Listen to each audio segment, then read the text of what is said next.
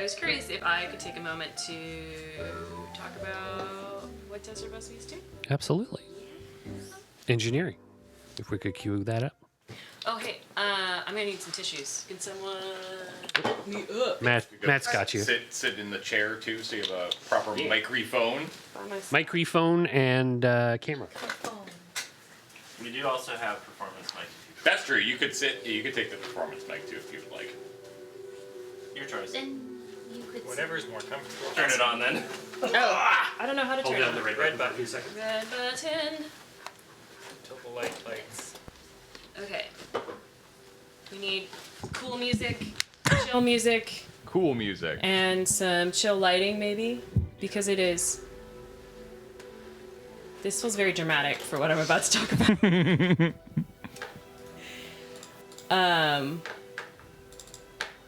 Andre, your music is stressing me out. Thank you. Give me 2 seconds to change it. Okay.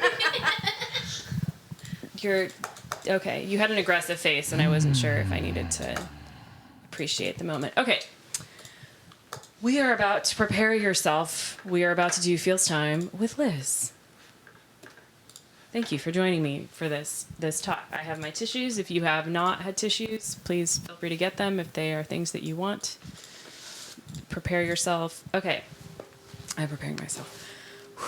So, I've participated in Desert Bus since DB5, I think.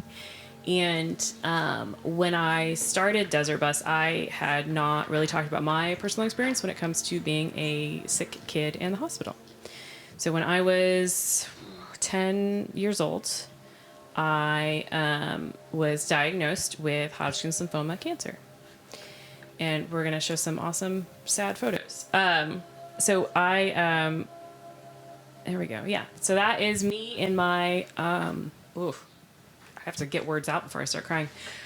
That's 6th grade for me. And I went to Seattle Children's Hospital when they discovered that I had like a lump on my neck, and they did a biopsy and discovered that it was Hodgkin's.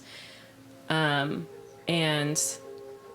I found myself in a very weird space of both being a kid and wanting to just like play with my friends and be a child, but at the same time be in this very life-threatening situation, not understanding that I could get ill, die. Like there's a lot of impact that I was protected from because I was just a kid and I didn't understand what was going on. So being a kid that I just wanted to play, I just wanted to be with other kids, but then I got very sick. And one of the things that is really difficult, at least for cancer, and I'm sure other illnesses, is the treatment for the illness. It causes its own side effects and its own sickness.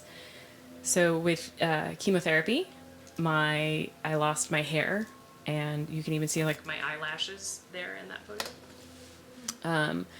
And it impacted my immune system, which put me in the hospital, not just from getting the treatment, but also if I got sick, because the chemotherapy was attacking anything it was fast growing in my body, like cancer, my hair, and my white blood cells. So the immunity to fight actual regular diseases for regular illness, like a cold or the flu, I was very susceptible. So I spent any time that I got sick, I was put in the hospital in isolation because they didn't want me to be exposed to other people who were ill. And being like a kid and not being able to just be sick and having to spend so much time by myself was really hard. I love my parents, and they were there for me a lot, but they couldn't be there all the time. So I spent time in the hospital by myself, and it was really hard to not feel normal, which seems like such a small thing, But it was really difficult. But one of the things that made a huge impact for me was that in Seattle Children's Hospital, somebody had donated a television and a Super Nintendo, and I got to just play a video game. Sometimes with my family, though my mom was not very good. And sometimes just by myself, but I got to just spend that moment feeling like a kid. I could be Mario, and even though I didn't have a lot of energy to even just walk around, I could just, with a feather, I could fly. And it made me feel normal and be able to take me out of the moment of being a sick kid. It'd just be a kid again.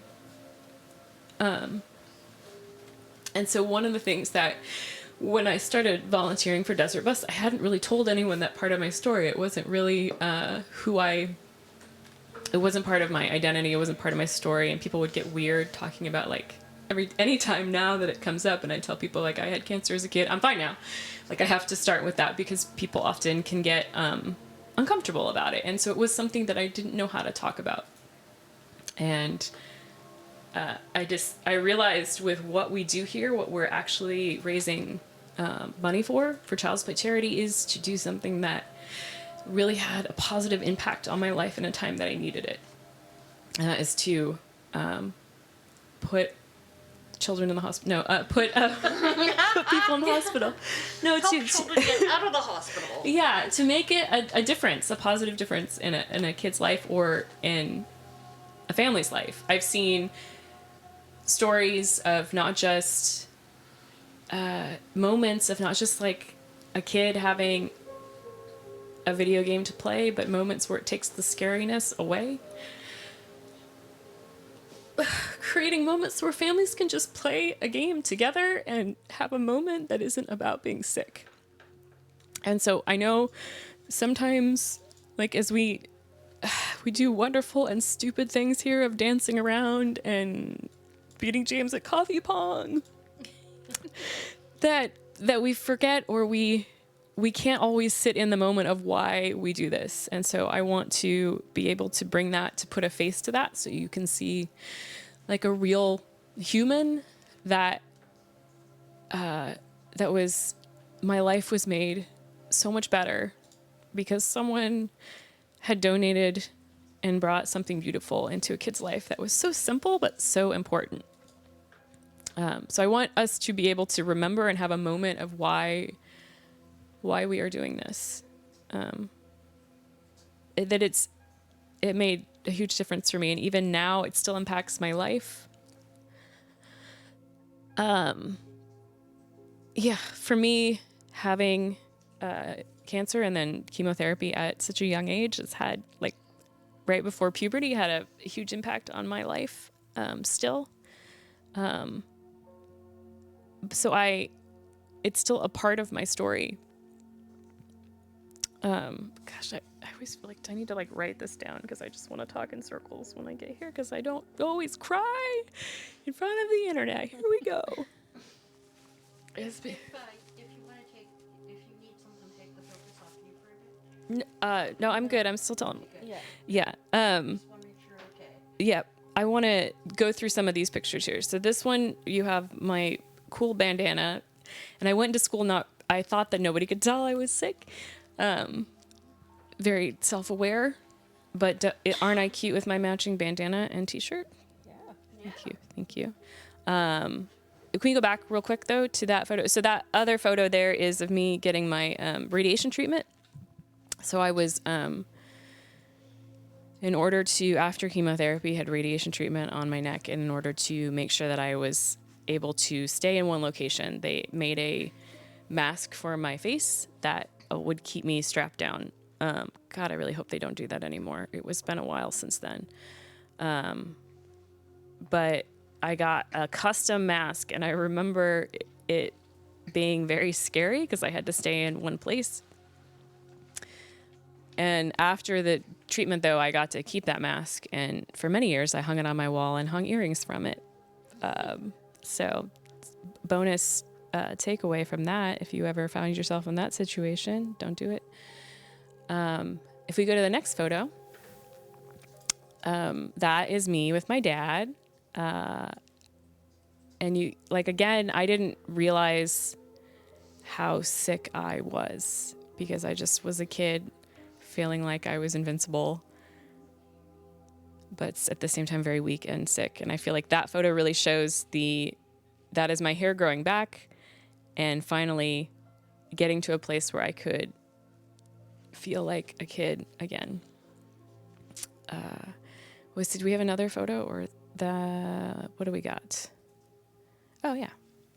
Another photo with me with my cool bandanas.